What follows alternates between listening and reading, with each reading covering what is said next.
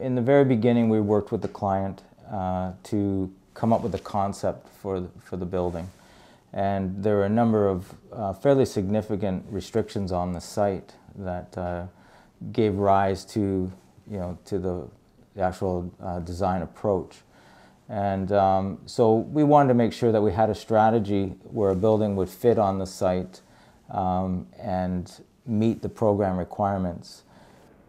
Camas Gardens is located in a beautiful area. It's called the Humboldt Valley, and there are some really lovely older buildings, classic heritage buildings, but also some newer buildings that were developed further along Humboldt Street, and it has a real character to it. The large trees. It's a residential neighborhood.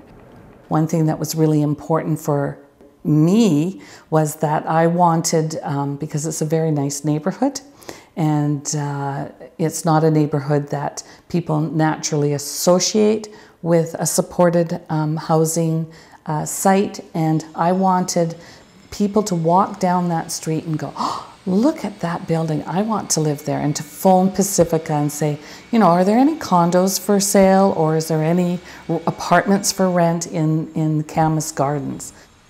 If we hadn't put up a sign that said, this is a housing project for the homeless, people wouldn't know. They would think that it was a market residential or condominium building and would be very pleased that it was going in.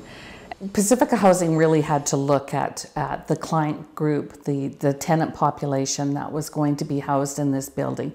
And there were some significant challenges, particularly around lead points and meeting those criteria. We know that everyone deserves to have a home that they're proud of. That's something very important to Pacifica.